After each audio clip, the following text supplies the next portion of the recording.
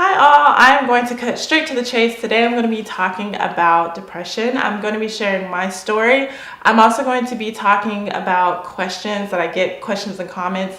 I'll also share some things that I feel like has helped me cope. And I literally just shot this video and my mic wasn't turned on. I know you can see my mic. I have a lot going on. I have a self-tape audition that I have to do. And I was like, you know what? Let me go ahead and just slip this video in. Taking my time to fix my set, I did not do, but I'm doing this video anyway. So questions and comments. So I do get asked well, what does it feel like? And I'll tell you, for me, it definitely just feels like you don't have control over yourself. It feels like you don't have control over a lot of things. And mentally, it's hard to work. Like when I first experienced it, almost 10 years ago, or roughly 10 years ago, it was difficult to work. It was something that I couldn't understand. I didn't know what was going on with me.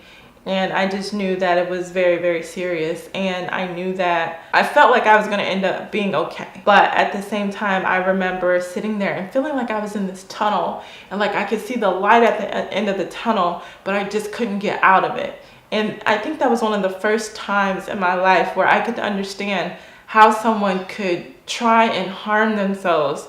That was not something that I thought to do to myself, but it was the first time where I could understand it on a level that I've never understood it before. I talk about this topic seriously, but I also talk about this topic knowing that some of you may have different experiences, and if I say something that's incorrect, I definitely do apologize about that in advance.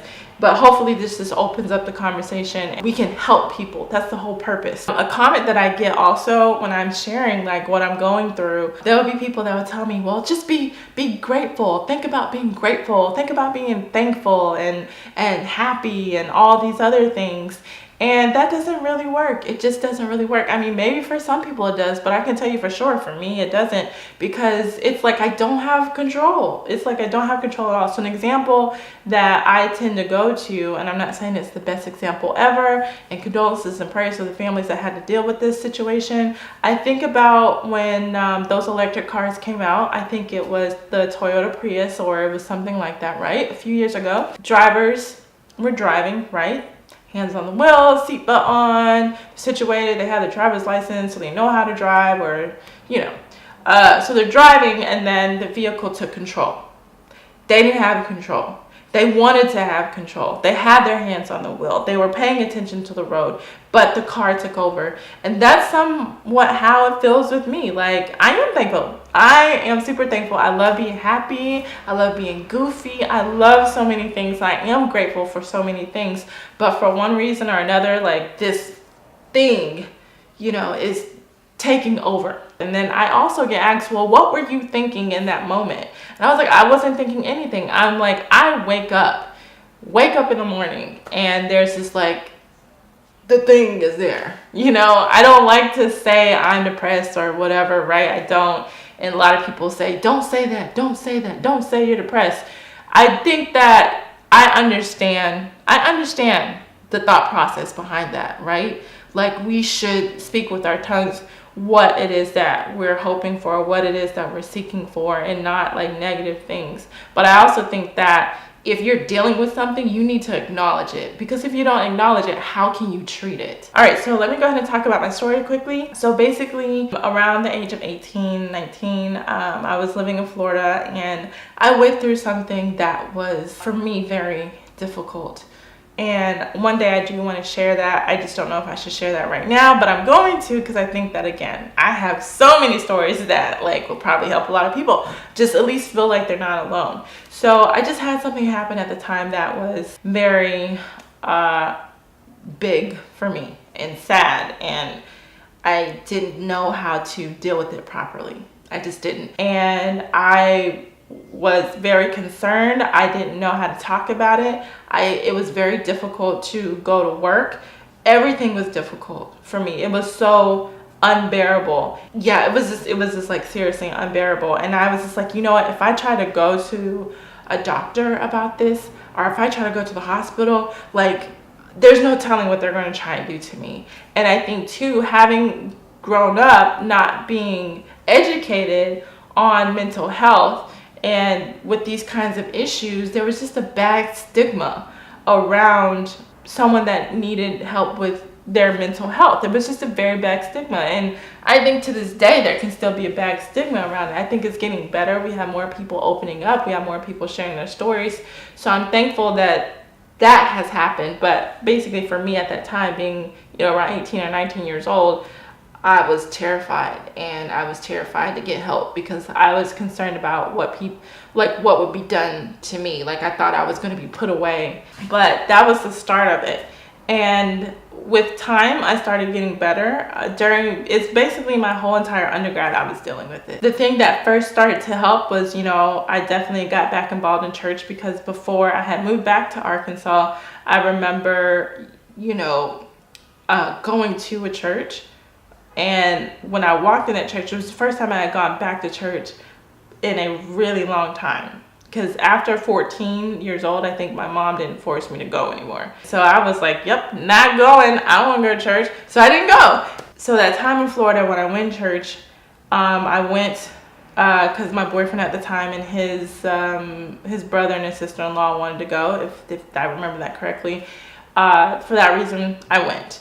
And when I went in there, for no reason at all, that at least I know of, I started crying. I was crying my eyes out, and I just cried. I guess my spirit was just so broken or something. I don't know. But when I moved back to Arkansas, I just started going back to church, and I started getting back involved in church. And then after some time, I felt it in my heart to quit my job. Because it was difficult for me it was still difficult for me to work. And I was like, okay, between work and school, something has to go. And I had a little bit of money saved up. So I was like, okay, I'm going to stop working for now anyway. So I stopped working, and I spent time in the morning listening to sermons, looking at scriptures for depression, tons of other things. So it was just like I spent time in the morning looking at scriptures and stuff that could help me to deal with depression. And with time, I got better. However, I think that relationships are triggers for me, probably because I don't really know how to have a healthy relationship. Now, mind you, I'm just telling you what my thoughts are. I don't know. But I'm old enough now, and this is over a decade now, at least, decade or so. Is it? Little like that or whatever, that I can start seeing a pattern. I ended up getting back into a relationship with someone, and it kind of threw me back to where I was. Then that relationship was over, and I ended up moving to Dallas, Texas for a while. And even though I was single, I still had some guys that I was talking to. And I think that honestly, that was probably just me trying to suppress the depression, or even filling holes that happened, from when I was younger. The biggest concern that I had at the time was fatigue. And it was the weirdest thing to me, because I know I was getting enough sleep. So one day I said, you know what, I'm going to sleep the entire weekend. I'm not going to go anywhere. I'm not going to do anything. I'm going to sleep the entire weekend. And if I still feel this way on Monday, we have a problem. And guess what? I slept the entire weekend. I woke up on Monday, and I felt very, very, very fatigued. And I was like, this is a problem. So that's the first time I went to a doctor and said, hey, I'm kind of dealing with fatigue. I don't know what's going on. I'm doing this and I'm doing that. And one of the first things that she tried to bring up was depression. But I was like, no. I was like, I kind of dealt with that, when I was like 18, 19 years old. Like, that's not what I'm experiencing now. And so I kind of got around it, right? And so she mentioned doing a sleep test and some other things. And if those things didn't take away the fatigue, then, we should look into possibly depression.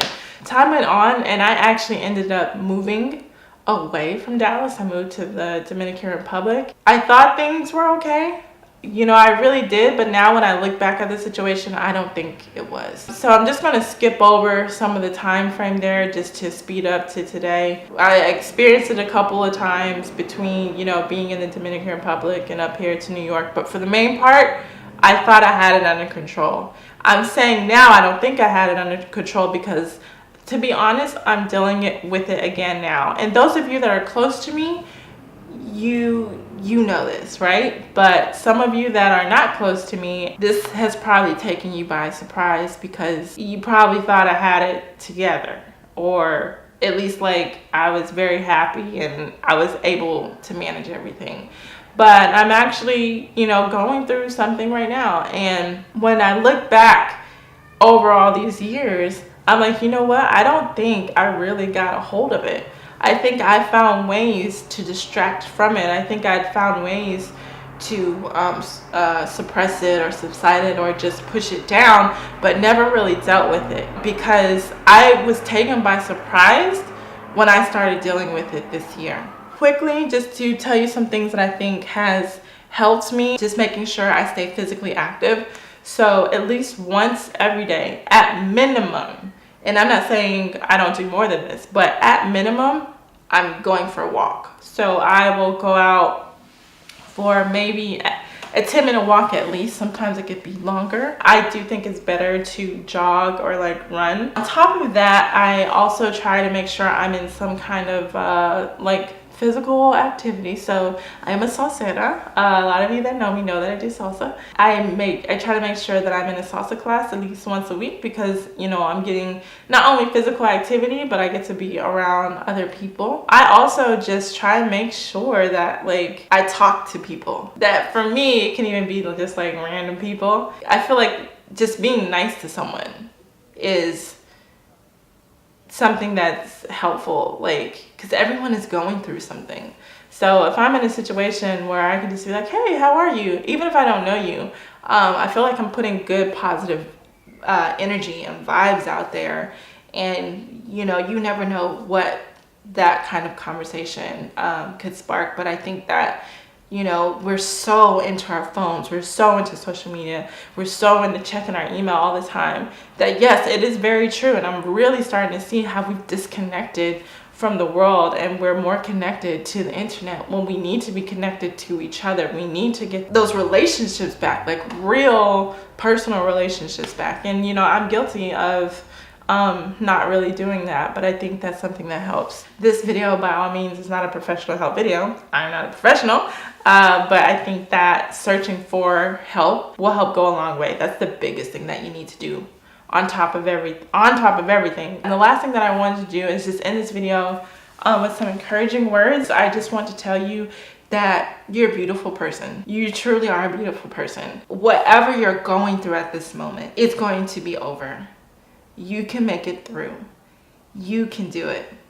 And I know that you know it, but maybe you just need to hear somebody else tell you that. I don't want anyone watching to feel insecure about anything. I don't want you to feel insecure about how you look, what your body size is, what your education level is, where you are financially. Don't feel insecure about those things. Know that you are beautifully made, and you can conquer and achieve so many things. We do reach lows in our lives. And I will tell you right now, the more that I talk to people, the more that I realize I am not the only one going through something. We are all going through something. There's so many stories that people have opened up to me about, that I'm actually thankful that I opened up and shared my story, because I got to hear somebody else. And it was just a reminder that I'm not the only one going through something. We all are. So you're not alone in your situation. And I'm just encouraging you to hold on, because I know it can feel like this is never going to change. This situation is never going to change. And, you lose hope, but don't lose hope. Take it day by day. And just for right now, just hold on. Okay? Hold on. Until next time.